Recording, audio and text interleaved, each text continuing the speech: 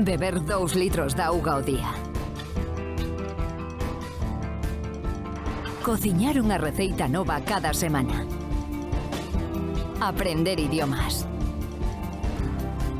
Consumir 5 pezas de froita ao día.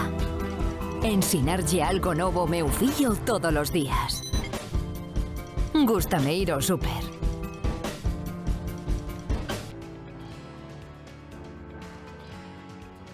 Hoxe estamos en Xinzo, diante da Praza de Abastos. Hoxe non vimos a ver a Servando, que o temos por aquí, pero hoxe falamos de outro negociado das cousas de comer, non da pataca, sino do porco celta. Aquí, na Praza de Abastos, péchase ese ciclo de demostracións gastronómicas que estivo a facer o Inorde ao longo de diferentes prazas de Abastos da provincia de Ourense. Bueno, pois vamos a entrar polo miúdo en esas características que fan do porco celta unha raza de grande interese gastronómico. Falaremos con Bernardino Domínguez, que é veterinario do Inorde, que está na finca na que se cuida, cría e protexe esta raza que estivo en vías de extinción, bueno, aínda está en perigo de extinción. Logo falaremos co xerente de Asoporcel, con Iván.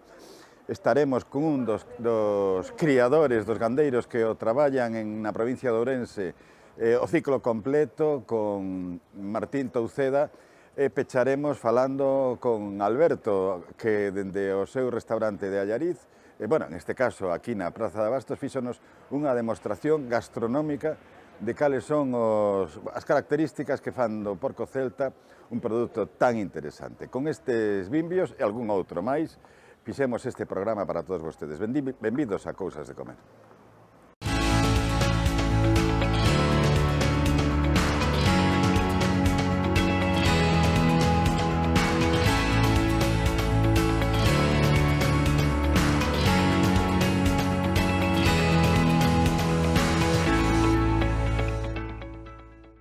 Como decíamos na presentación do programa, o protagonista de hoxe é o porco celta.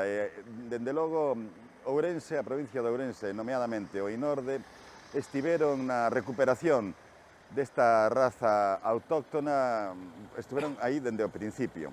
Está con nós Bernardino Domínguez, que é veterinario e que leva preto de 20 anos traballando na recuperación desta raza. Bernardino, este é o último acto, non, de promoción de unha serie que se estivo que se fixo aquí estes días. Empezouse fai 15 días, empezouse na Plaza de Abastos de Ourense, despois a continuación foi en Ribadavia e na Plaza de Abastos tamén do Barco, e por último aquí en Xinzo para dar a conocer un pouquiño o produto da raza porco celta. O produto xa cociñado, preparado con uns bons cociñeiros, uns pinchos, a verdad, que moi ricos e moi exquisitos. Sí, porque ademais é bueno, aínda que falaremos despois con cociñeiro, porque é unha raza que gastronómicamente ten moito interese. Pero por que estivo a borde? Bueno, estuvo prácticamente extinguida, non? Sí, nos anos 60, 70, pois empezou a disminuir porque empezaron a chegar razas de crecimento máis rápido, porque esta é unha raza que vai moi lento, é dicir, bueno, entonces, pois pouco a pouco foise cambiando por outras razas hasta que no ano 99 a Xunta de Galicia e coas diputacións das 4 diputacións comenzou un programa de recuperación. Nos comenzamos, xa digo, no ano 99, trouxemos animales de varios sitios e desde aquelas pois formouse o que se dice hoxe un rebaño fundacional, que é o referente desta raza. Efectivamente. Que seguimos traballando con ela, xa hai máis ganaderías, algunhas moi boas tamén aquí en Ourense, estamos neso. É unha raza que é característica de Galicia e do norte de Portugal, non? Sí, ali chamanlle porcovísaro. Porcovísaro, son primos irmãos ou irmãos. É unha raza que era, bueno, dice rústica, porque eso sobresale sobre todo porque tiña unhas patas moi largas, porque salía a pastorear, iba tamén con outro tipo de ganado. Despois, sí, a cabeza moi grande, o típico, as orellas que tamén moi largas, o lombo encorvado, moi alargada, Xa digo, é unha raza que é boa, pero o crecimento é un pouquiño máis lento que as industriales, Claro. que foi no momento que empezaba pois tamén España a necesitar máis alimentos, máis tal, e foi por eso. Pero ahora recuperouse e está en un bon momento. Seguimos tratando de que se siga expandindo máis. A Diputación, o Inorde, traballa coa raza ali na súa finca en Armariz, Sí, en sí. ali estás ti. En Armariz, sí, ali temos as tres razas que traballamos para toda Galicia, Sí. tanto porco celta, a ovella e a cabra galega. Ah. Todas elas empezamos no ano 99, excepto a cabra galega, que debeu ser no ano 2007, 2008, cando comenzamos a traballar coa cabra. Moi ben. E hai algunha característica que ti destacarías bueno, aparte de esa anatomía que ten, non? As patas que os xamóns parecen violíns, non? Sí, sí, Que lle non, chaman. non está tan redondeado como estamos vendo acostumbrado tal, son uns tal, que tiña a súa ventaxa para, digamos, cando se salaban os xamós, que non eran... Non había que salgaros tanto, non? Tanto, a sal penetraba máis facilmente, non estaban esos dous. Do resto, pois é unha raza que é moi dura, realmente é moi dura, non se necesita o veterinario para casi nada, porque aguanta moi ben, e tamén, bueno, sí que é certo que temos que traballamos de outra forma, traballamos en semi-extensivo, é dicir, que están fora, non está ese cúmulo de animales todos xuntos, porque eso permite que se un enferma, os outros non enfermen. Mentras que nas granxas pois xa é outro tipo de sistema. É unha raza para criar como se fora pois hogando en extensivo, non? Así nos Sí, sí. Nós sí que hai unha radíos, parte tal. que é a parte da parideira, Sí. que eso sí que o facemos convencionalmente, porque aí sí que a porca necesita pois uns certos cuidados. Pero do resto sí que unha vez que salen xa fora, están casi todo o ano fora. Aquí en Ourense, na provincia de Ourense, péchase o ciclo, non? Dende a cría ata a comercialización xa do produto elaborado. Sí, bueno, hai varios tipos de ganadeiros, xa despois vades a falar con algún, pero sí que é certo que para sacarlle un pouquiño de rentabilidade, ou maior rentabilidade, o mellor é facer o ciclo completo, porque tú mismo te encargas dos produtos, de tal. De outra maneira, o precio, como sempre, como ganadeiro, non está moi ben. Podían ser máis.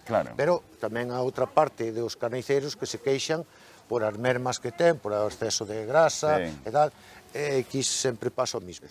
Uns por un lado e outros por outro. Bueno, pois moitísimas gracias, Bernardino, e agora vamos a darlle unha volta á praza para coñecer mellor o produto.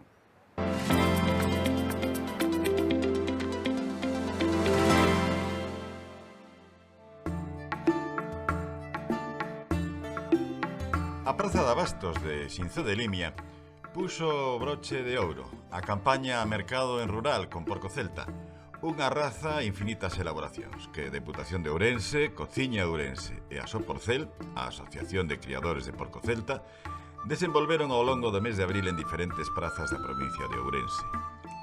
O obxectivo da campaña era, por unha banda, animar o consumidor, ama ou amo de casa, a mercar produtos de porco celta e, por outra, dar a coñecer tanto as propiedades gastronómicas desa carne de altísima calidade como os produtos que se elaboran con ela, en frescos, salgados e curados.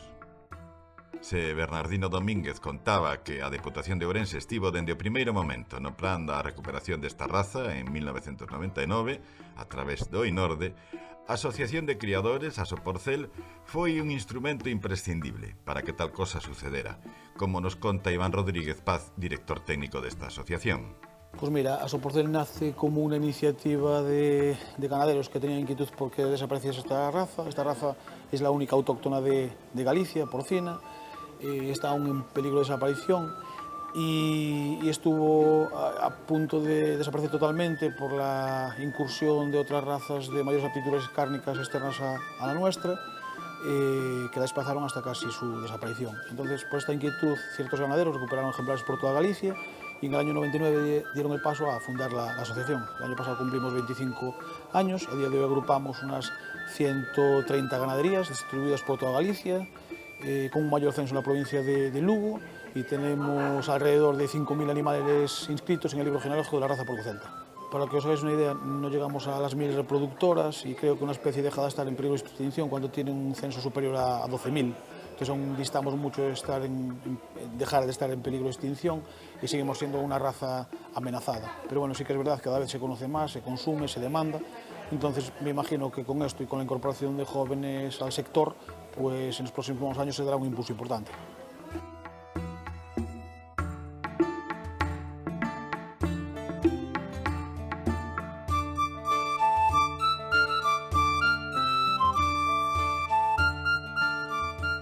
Malia que Lugo, como nos contaba Iván, é a provincia na que máis se traballa na cría desta raza autóctona galega, a única que existe de porco, Ourense conta cunha importante presenza de gandeiros que apostaron polo porco celta e algúns desenvolveron todo o ciclo, dende a cría a comercialización dos produtos xa elaborados.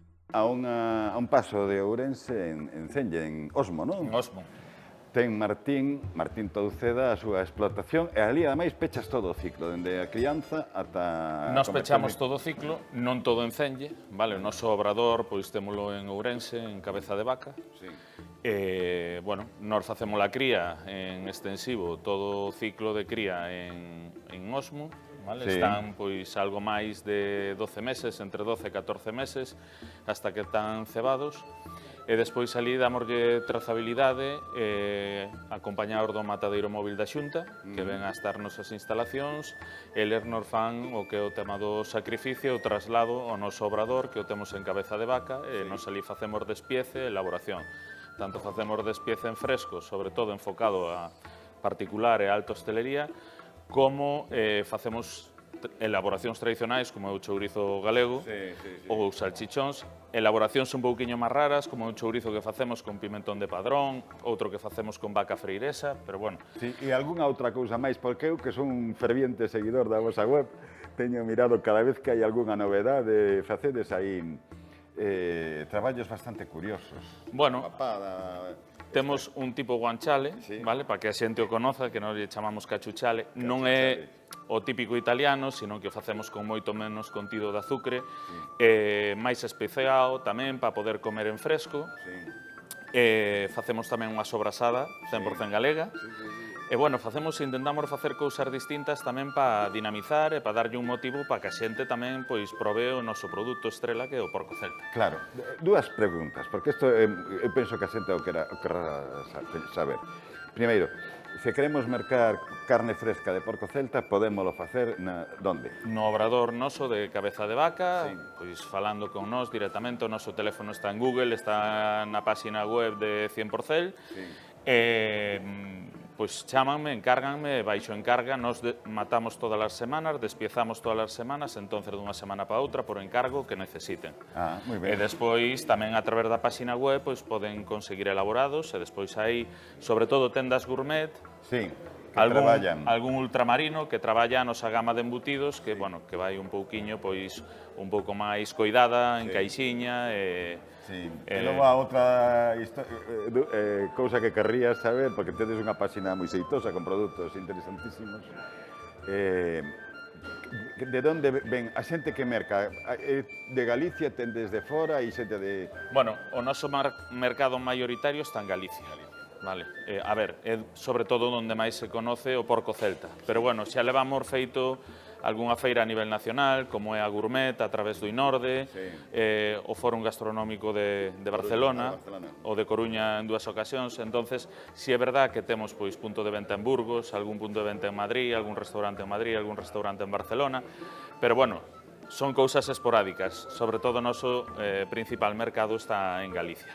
Moi ben, pois que crezca moito a explotación e que teñades moita sorte. Non só invitamos a xente a que o probe, porque tanto o sabor da carne é diferencial, é unha carne moito máis roxa e máis sabrosa, e sobre todo a grasa, que é máis suntuosa e máis suave en boca, que non se parece en nada a unha grasa dun porco industrial. Entonces, invítalos a que proben. Moitas veces se fala do porco celta como o ibérico galego, non? É dicir, en esa similitud, parece ese carácter de excelencia gastronómica, non? Sí, a ver, o máis parecido a un ibérico de bellota ou de campo, pois é o porco celta. Nos críase durante esos 12-14 meses completamente fora, e incluso cando fai frío non van nin pa dentro, que eles gustalle dormir fora. Entonces, esa alimentación natural de cereal, acompañado pois da verdura da horta, da remolacha e de todas as cousas que lle aportamos desde fora, pois a época de landra, pois de setiembre a noviembre que comen landra, de noviembre a xaneiro, pois que comen esa castaña, pois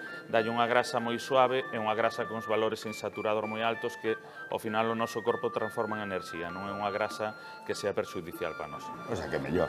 Moito mellor. Moitas gracias. Moitas gracias a vos. Chourizos e outros embutidos, xamón, carne salgada ou en fresco. A versatilidade do porco celta é enorme pola grande variedade de produtos que dispón. Para demostralo, Alberto Fernández, propietario e xefe de cociña de Pallabarro de Allariz e un dos integrantes de Cociña Ourense, montou un obradoiro móvil na praza de Xinzo para elaborar 3 especialidades tan singulares como saborosas. Bueno, entonces, Alberto, cuéntame, ¿qué es lo que estás preparando? Pois mira, estamos preparando aquí un ruliño que fixemos onte, un ruliño de mans de porco, recheo de paté e trufa, co prensamos, facemos unhos rulos, hai que desmigalo, deshuesalo, dá un traballón enorme, pero bueno, eu penso que paga a pena. A carne non ten nada que ver cun porco normal. O rendemento é maior, a ver, son pezas máis grandes, pero bueno, tamén costa máis crialo. Eso podemos preguntar despois ao criador que temos por aí, ao señor Martín, pero a carne non ten nada que ver, moito máis sabor, si que hai algunha zona con máis grasa, pero bueno, esa grasa é boa, esa grasa que a alimentación que levan esos animales é espectacular e aproveitámola noutros ámbitos da cociña tamén. Claro, para a xente da casa, en casa ti que lle recomendas que utilicen pois para que poden cociñar co porco celta? Depende das utilidades, o que cociñarías con calquer outro porco, pero con moito pondo en valor tamén o rural e o que é a propia raza e despois o sabor e a alimentación destes animais, que non ten nada que ver con outra. Son criados en extensivo, en fincas tal, e a alimentación non ten nada que ver, non son en granxas e demais. Claro. Entón, pois é un produto moito máis san que o porco que podemos atopar de outros lugares. A verdade é que facemos de todo. Eu no restaurante, pois mira, facemos tamén unha panceta que vamos facer hoxe, unha panceta galaico-xaponesa, con repolo en vez de cun pak choi, que normalmente se faría en Asia, nos facémola cun repolo, e que vai glaseada tamén con soia, con mel de Ourense tamén, como non pode ser de outro xeito. Claro. E iso, pois, son cousas que se poden facer moi interesantes. Tamén solemos facer en fresco, cando nos trae o proveedor, facemos tamén cousas na grella. Tamén é moi interesante, porque como teñen unha boa infiltración de grasa, tamén na grella funciona moi ben. A verdade é que as 3 propostas de Alberto resultaron un éxito total entre o público que acudiu á praza de Xinzo. O boliño recheo de mousse de chistorra, coa súa textura tan delicada, a panceta de porco celta guisada con repolo e un toque asiático galego na salsa, ou o rulo de manitas de porco celta recheo de paté trufado, foron, como decíamos, un éxito total. Tanto que, a pesares do cero eléctrico que toda a Península Ibérica estaba empezando a sufrir no intre da degustación, o público e nós tamén estábamos nese momento máis interesados en probar estes sabores do porco celta que en averiguar que estaba acontecendo fora da praza de abastos de Xinzo.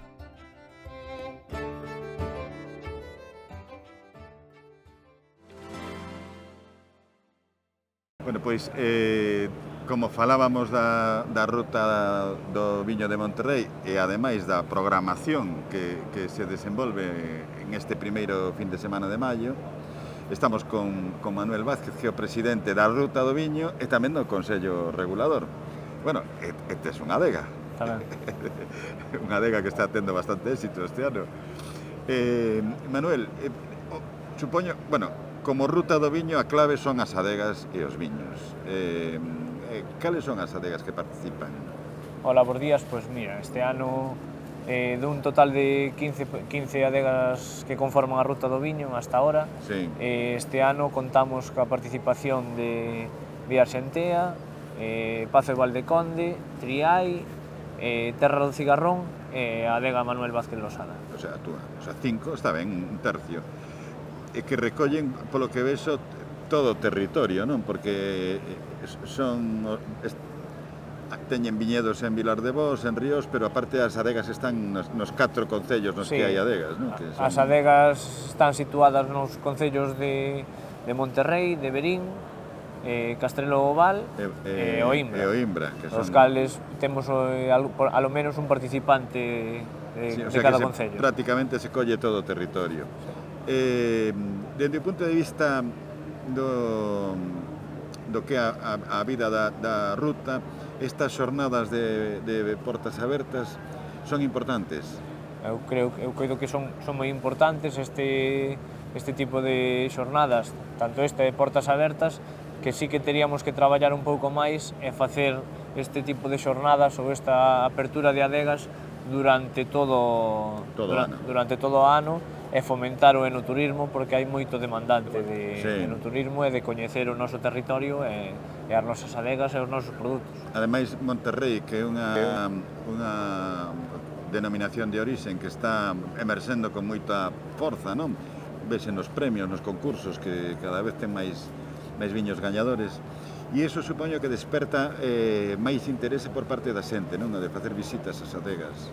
Sí, a ver, eu creo que o enoturismo é unha parte do turismo que está en auxe, que está moi demandado últimamente e que estamos a ter chamadas desde calquer punto de Galicia, e se o intentamos promocionar e darlle máis voz a eso, pois vamos ter visitantes de todo o territorio nacional. Despois, ao longo do ano, seguides facendo actividades, non? Sí, hai bodegas que teñen máis ímpetu no enoturismo e outras que teñen menos, pero eu creo que é un punto a tomar en conta para darlle forza ao largo do ano que se coñecen os nosos produtos e o noso territorio, sí. Esta experiencia de portas abertas xa se ven facendo dende anos anteriores.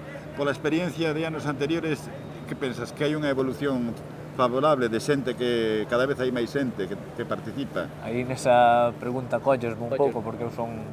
Bueno, Este acabas de empezar. Claro, este é o primeiro ano na túa... Acabo de empezar como nesta andadura de presidente da ruta, de presidente da denominación de orixe, como adega tamén é o primeiro ano que participo nesta xornada de portas abertas, entonces pois aí collerme un pouco, pero eu creo que se o enoturismo está en auxe, as xornadas de portas abertas tamén están en auxe, e darlle valor é moi importante. Hai unha participación, ademais, na que contribúen, a parte das adegas, que é, digamos, que a peza importante, outros ingredientes, non? Como son os restaurantes, casas de turismo rural... Temos restaurantes, temos aloxamentos, temos patrimonio en moitos dos concellos dos que acollen a ruta do viño, como son os lagares de Oimbra, de Monterrei, o Castelo, que é o noso buque insignia, aínda que agora non se pode visitar porque está en obras,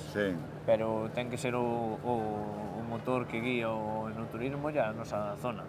Sí.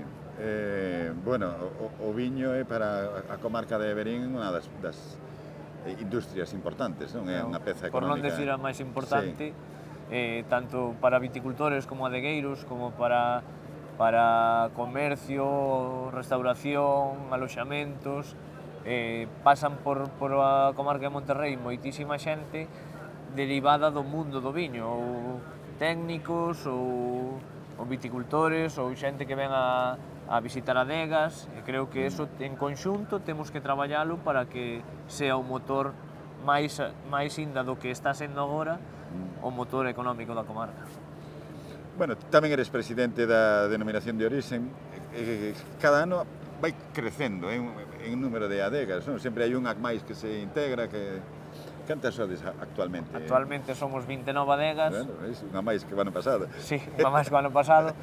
A previsión é que vamos a crecer máis. Sí. Estamos crecendo en superficie, estamos crecendo en parroquias de outros concellos que próximamente, se todo vai ben, vamos a expandirnos a outros concellos da comarca. Sí. Eso, que Monterrei está de moda, sí.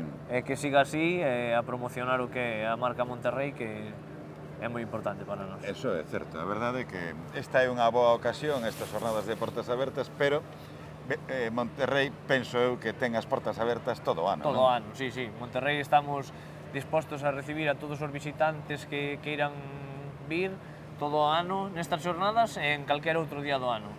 Pois moi ben, e mentras haya viño, ademais, para poder disfrutar del... Eso é, beber con responsabilidade e con moderación, pero estamos dispostos a darle a probar todos os nosos produtos aos visitantes. Moi ben, pois moitísimas gracias.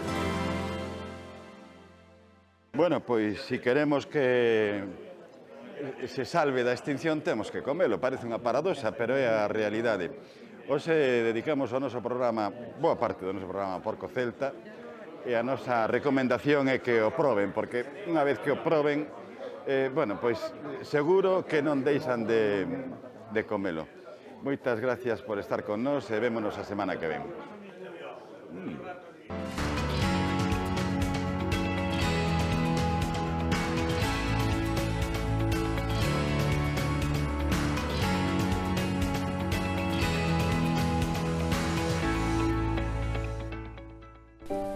Chámome Kiko Arcas e son fotógrafo de natureza.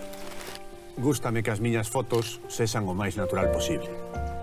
Son moitas horas de campo. A natureza é a miña paixón, a miña vida. En Sousas nos gusta a xente natural, tan natural como a ti.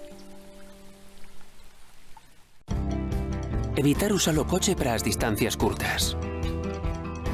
Elixir produtos frescos e de proximidade. Facer rir a xente que me rodea. Reducir o uso de plástico. Botar unha man a que non necesite.